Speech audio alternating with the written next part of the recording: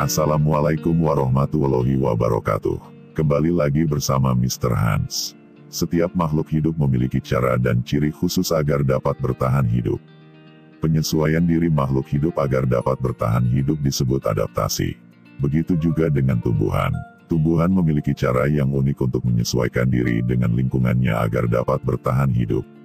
Tumbuhan hidup di tempat yang berbeda-beda.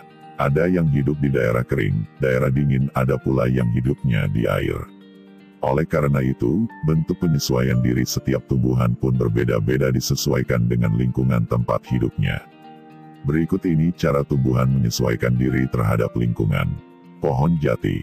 Pohon jati menyesuaikan diri dengan cara menggugurkan daunnya saat musim kemarau.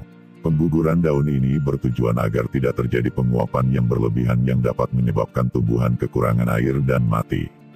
Pengguguran daun pada musim kemarau juga dilakukan oleh tumbuhan lain, seperti mahoni dan kedondong walaupun tidak sebanyak pada pohon jati.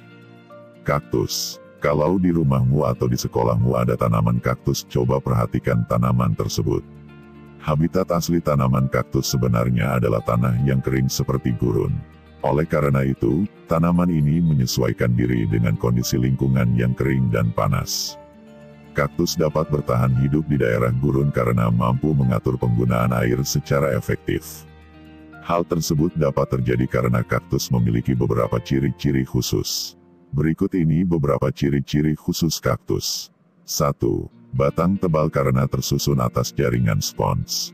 Jaringan spons di dalam batang menyebabkan kaktus mampu menyerap air hujan dalam jumlah yang banyak sebagai persediaan pada musim kering.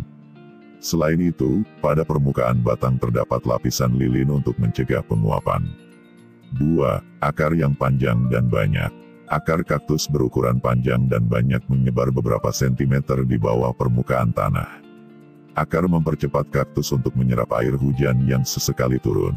3. Daun berbentuk duri. Bentuk daun kaktus berupa duri sehingga dapat mengurangi penguapan. Selain itu, duri-duri tersebut dapat menangkap titik-titik embun sehingga melindungi kaktus dari kekeringan. Duri juga berfungsi sebagai alat pertahanan dari hewan pemakan daun. Teratai.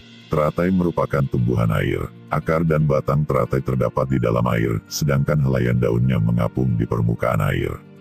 Bunga teratai tampak menyembul keluar dari permukaan air.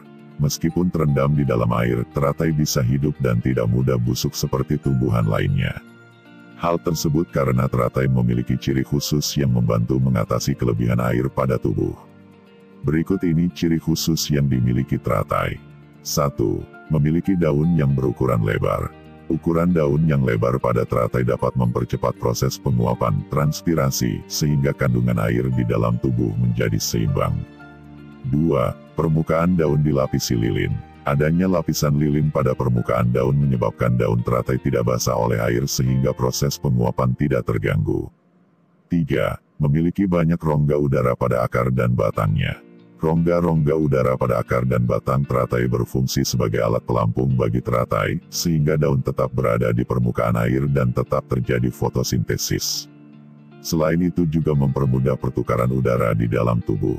Bakau. Bakau merupakan tumbuhan yang hidup di daerah rawa yang tanahnya tergenang air dan miskin akan oksigen. Meskipun demikian bakau dapat tumbuh dan berkembang biak. Beberapa jenis bakau memperoleh oksigen dengan menggunakan akar tambahan yang disebut akar napas atau nematofos. Pada dasarnya, akar napas berasal dari akar utama. Akar napas tersebut tumbuh ke atas tanah dan muncul ke permukaan air. Akar napas memiliki jaringan spons sehingga mempermudah penyerapan oksigen. Demikian tadi sekilas tentang cara penyesuaian diri tumbuhan terhadap lingkungannya. Mudah-mudahan bermanfaat. Sampai jumpa lagi di lain kesempatan. Terima kasih.